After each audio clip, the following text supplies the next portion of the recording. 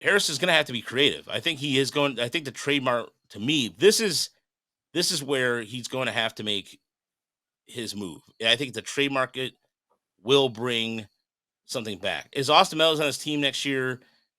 Um, I don't know. Like you know what? Something tells me that he's not going to be. They're just going to go about it and respect his wishes, and he may go a different way.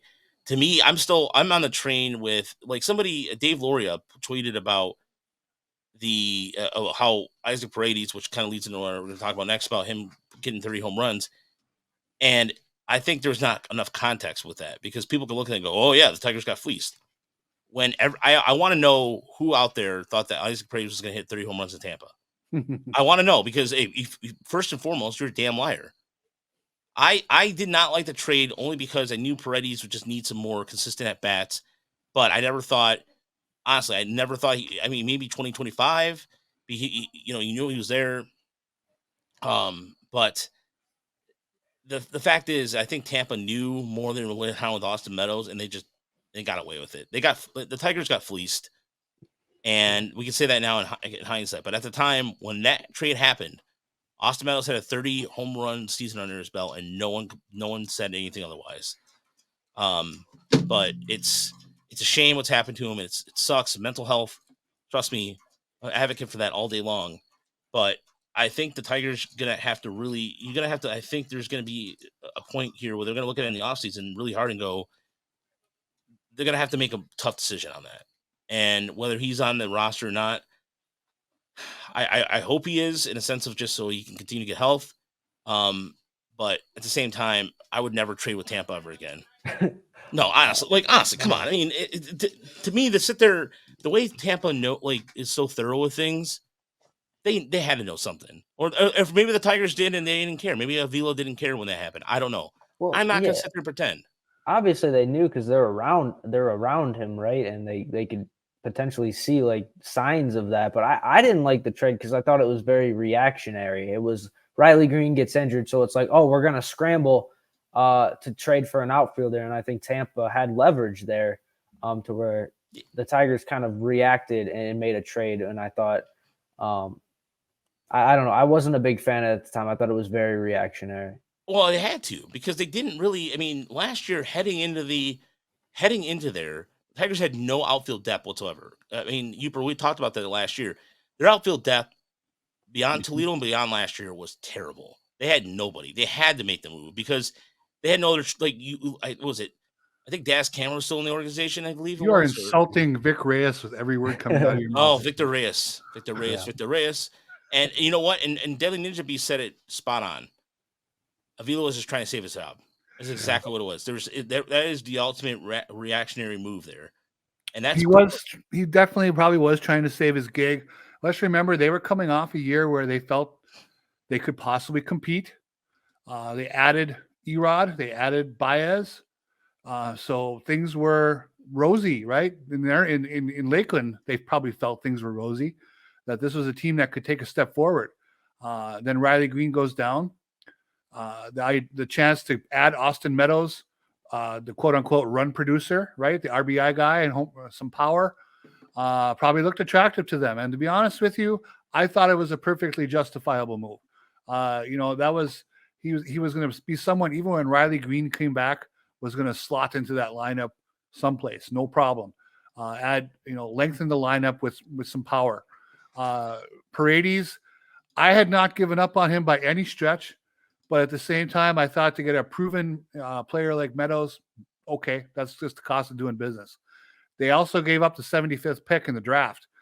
That was a little more of a bitter pill to swallow on top of Paredes to get Meadows, but I still didn't complain about it. I would have done the move. I really would have, I think.